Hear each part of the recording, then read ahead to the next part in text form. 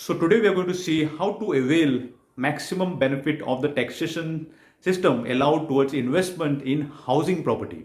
The government of India allows us significant tax advantages when you invest into a housing property. And when you say housing property, you need not only invest into residential housing, but it could also invest into commercial properties as well. The benefit of commercial property, you can start your own business or you can get rent of the commercial property itself. When you talk about residential property, well, the advantage is only the rent which you can derive from the residential property. When you look into the dividend yields of a residential and commercial property is slightly different. Commercial property usually gives a higher dividend yield compared to residential property, but commercial property has its own risk compared to residential. When you look into residential property, I would suggest and preferably you should get a dividend yield of 4 to 5% and beyond. Only then it is worthwhile to go and invest into residential property. Otherwise, the workings doesn't suit the investment.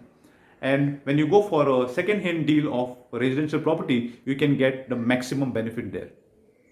So now let us look into the taxation laws of benefits which you can derive of either of these investment, whether it's commercial or residential.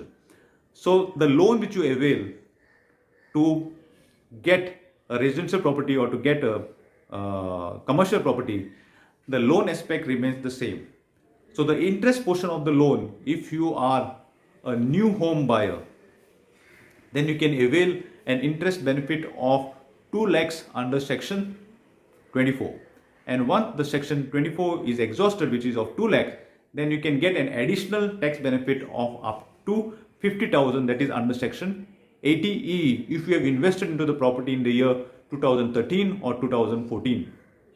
But subsequently later years, that in 2015 or 16, that is when the government of India actually extended this clause and allowed additional tax benefits under this section 80EEA, which allows you a maximum of 1.5 lakhs of the interest portion of the loan which you pay. So both this section 80EE or the section 80EEA both allows you the interest portion of the benefit. But however, the principal portion of the benefit, which is 1.5 lakhs alone, that can be availed under section 80C. So if you are an existing home buyer, you can still avail the benefit under section 24, which is up to a maximum of 2 lakhs. And if you are a new home buyer, then you need to take care of certain other aspects or certain other criterias before you can go and invest into a new home to avail the benefits of 2 lakhs anyway, which you would get irrespective of the value of the house. But if you want to get advantage of 80EE as well as the 80EEA, then the value of your property, the stamp duty of your property should be less than 50 lakhs or 45 lakhs. And the loan which you have taken towards this property should be up to 35 lakhs. And then there is other criteria with respect to the area, the carpet area of the property which you are investing into. So you can take a look into that. What are the property areas that typically with 60 square meters to 90 square meters, depending on whether it's a metro or a non-metro city.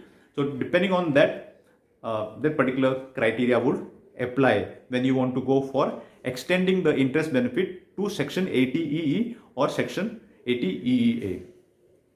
So I hope you have understood the benefits of housing property which you can avail under the taxation laws. Over and above that, if you have rented out the property and if you have taken loan as well, then there is no limit on the interest portion of the benefit which is provided to you. You can go beyond the 2 lakhs as well. But however, if you have not rented it out and if you are staying in another place on rent, or you're not able to rent it out, it's just lying vacant, then the maximum permissible is up to 2 lakhs. So there are various other questions you might have. If you have any such questions, please drop it into the comment section and I'll be glad to answer you specifically. And do subscribe. I can take a separate video to address your specific question in the video subsequent to this itself. So see you until then, and hope you have loved this video, and please subscribe, don't forget.